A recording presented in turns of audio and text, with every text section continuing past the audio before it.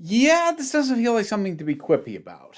So, this is a commissioned review. I am taking a look at the 1980s um, racism drama, Mississippi Burning. So, this is a movie that I'd heard of. It carries a decent reputation, pretty well acclaimed, got a number of awards and award nominations from various things at the time. And I can say, I think safely, this is well made, well directed, well acted, especially on the part of Gene Hackman. Frances McDormand got a fair amount of praise as well. I think rightfully so. For me, Hackman was the standout in this, but a lot of recognizable actors giving strong performances. You've got Willem Dafoe in this. Um, Michael Rooker is in this, and Brad Dourif, and a fair few other sort of character actors who I recognized. And it is a fictionalized version, fictionalized to the point of changing the names of both everybody involved and the county it supposedly took place in. Well, no, not supposedly. Uh, the county in which the real life events took place in is renamed for this. So, like, name changes all the way down for both the heroic and the villainous figures of the story. And it deals with the investigation and the aftermath of three civil rights activists in Mississippi in the 60s following an attempted drive to get more black people registered to vote in a certain part of Mississippi vanishing. Um, Two white guys and a black guy. And then the investigation that happened when a few FBI agents, one of them younger, a little less experienced and very by the book, that's Willem Dafoe, accompanied by an older one who is more attuned and accustomed to the area, and that being Gene Hackman, as they try to investigate this while the local populace is basically standing in their way at almost every turn. So it was dealing with events, about between 20 and 25 years in the past, and like the real events were significant, like the national outcry that occurred over what happened was a not insignificant part of what led to the push of the passing of the Civil Rights Act. So these are historically important events being dramatized, and I think it is well-meaning, and I don't think I, I'm disinclined to say that I think it's harmful in its depiction.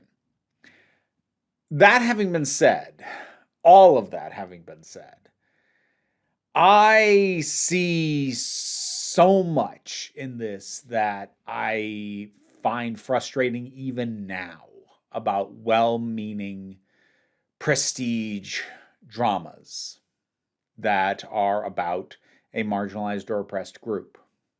Let's start with this. Um, there is no significant individual black character in this. I mean, there's a couple of significant ones as far as moving the plot forward, but none of the central figures that the movie focuses on are black. This is a movie in which the plight of black people is depicted very regularly and very viscerally. And I don't even think I want to say that that was done poorly when they chose to do it, but in a story largely about the oppression of black people, because even though the civil rights activists is obviously it's a mixed group of three who are missing, all of this is about the attempt to empower black people, and a lot of what's going on involves the Klan. So it is ultimately about black people, but in a story ostensibly about an oppressed group of people and what is happening to them, they don't really have a place in that story.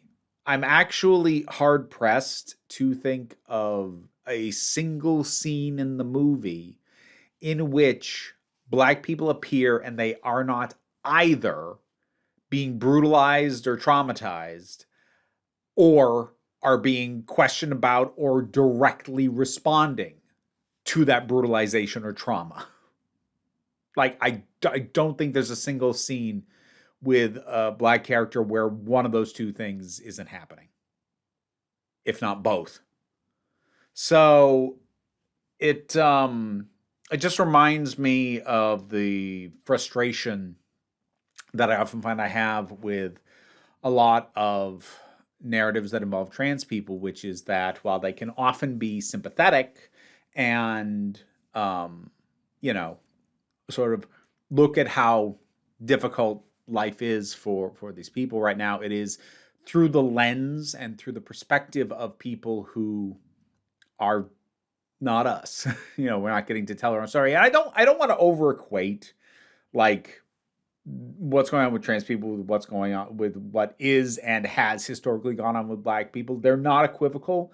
I know that the history is very different and very distinct, but like speaking as part of a marginalized group, it's I can imagine the frustration. I looked into it a little bit. There was some criticism of this even at the time it came out from civil rights leaders for centering white people in this story. And the part of the frustrating thing is the couple of scenes I can think of where a black character kind of takes center stage, even though it is still, either well, in these two cases, it is sort of in a way responding to the trauma and brutalization of either themselves or their community. But like, it's two of the best scenes of the movie because there was one that I got so annoyed when it started to fade out of this scene, where you hear a black preacher, talking at a funeral. This is after spoiler, the missing young men, they're dead. So their bodies get found, and there's a funeral, and there's this black preacher over a casket. He says, I am supposed to say how horrible it is what happened to those white boys, but I'm standing over this black young man's coffin, and he will not be allowed to be buried next to them.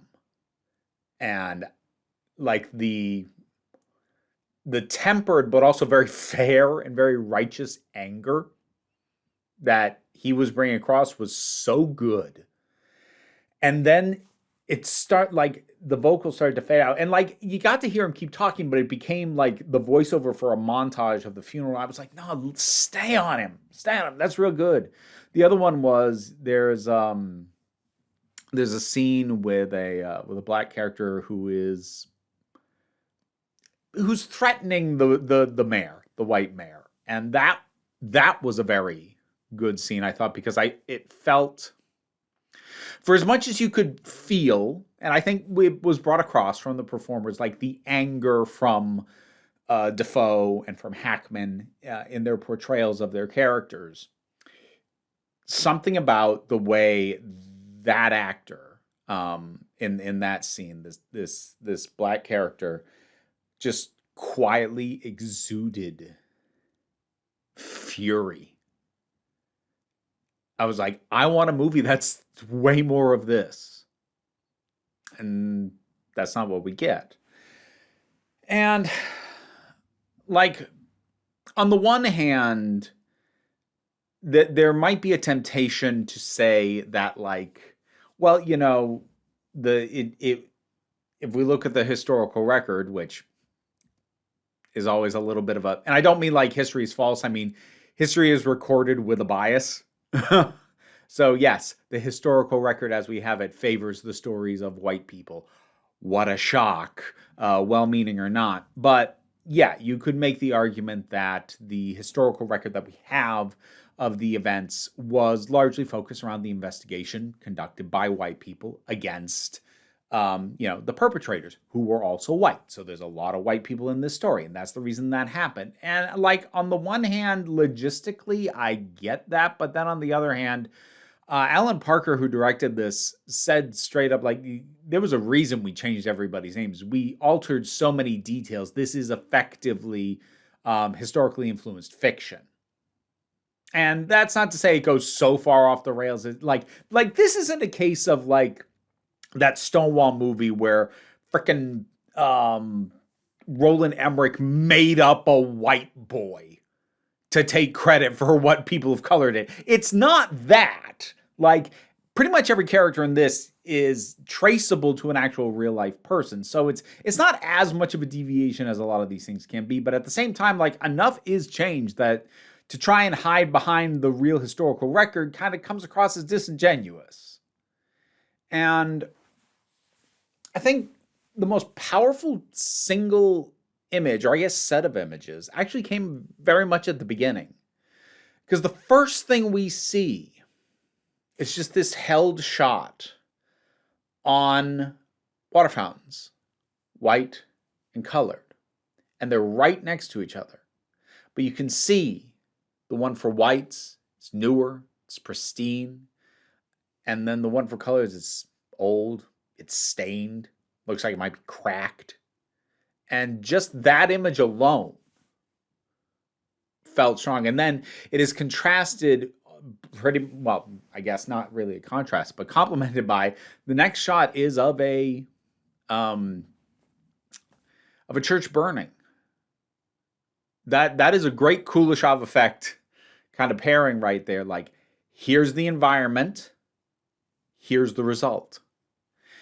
And that hit me pretty well. But of course, that was before we got into it, and I realized how exclusively white the characters in this would be.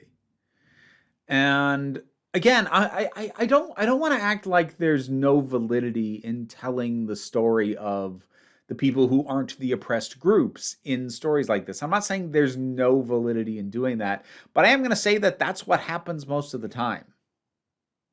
It's one of those things where the problem is the pattern, and for as much as in any one individual instance you could maybe make an argument for why it's not that bad, but like when it's the case over and over and over and over again,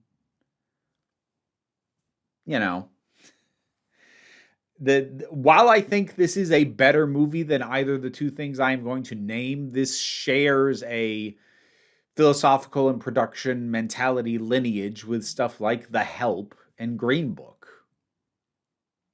I think it's better than those because I think it is very effective in the brutality and the honesty of how brutal the racial violence was.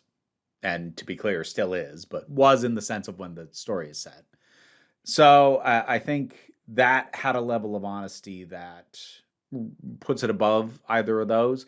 And yet at the same time, we see so much of it that at a certain point, it does start to feel like it is bordering on, it's bordering on torture porn almost. Like, that's not quite the right word, because it is not like destruction porn, I guess, or like community trauma porn. Like, you just watch so many churches or homes of Black people get burned, and it's like it doesn't change. Like, there's a narrative within the movie about escalation, and like on paper, yeah, stuff escalates, but you've been seeing this since the second shot of the film, and you just get shown more and more and more. And at a certain point, especially when you're not going to center the people whose houses and churches are actually being burned to the ground, it does start to feel a tad bit exploitative. It's not a bad movie. As I said, it's well made, strong performances, but it fits within a pattern of well-meaning movies about oppression from the perspective of people who are not the oppressed. That is something that I'm just kind of burnt out on. And I guess if I'd been more inclined to watch these kind of movies, in decades prior, maybe I would have been burnt out on it a lot sooner. But at this point in time, I'm definitely burnt out on it. Is that a bad pun, given the title of this? I don't know. But while I can say it is a well-made movie, I don't think I'd recommend it. it means well. I don't think it's harmful. I don't think it's super helpful either, especially at this point in time. At the time it was released, I don't know, maybe. I'm not really in a position to say. But yeah, this was an odd thing to watch for me from, modern perspective. Mississippi Burning. Have you seen it? Have you seen it lately? Or are you just working off of old memories? Whatever your thoughts might be, drop something down in the comments. Let's talk about it. I'm hoping people will understand where I'm coming from and not jump down my throat over this. People have gotten weirdly touchy with me about some stuff lately, and it's been oddly unpredictable. I don't know. But whatever your thoughts might be, drop something down in the comments. Let's talk about it. Patreon pays the bills, and it is in fact how I was commissioned to watch this movie. Even if you don't want to help me out that way, like, share, subscribe are also good assistance, but don't worry too much about that either. We take a relaxed attitude around here, so you just come on back next time you need a break. Now to thank my highest supporting patrons: Robin Moore, Jared Boyce, Subin Lutfula, Andicate 808, Mara G, Angry Casperl, Dave Hall, Movie Turtle, Oliver B, The Baba Duchess, Sean Miller, Welsh Wrestling Geeks, Melissa Pedersen, Mary Mello, Becky Sparks, Loki Eris, Tracy Scrabbit, Pau Barabajago, and Sir Didymus is my favorite. I also want to give my thanks to all the supporters who didn't get named, because you are all indeed very nifty people. You could be a nifty person too if you go support me on Patreon, and there's the clause. Ugh.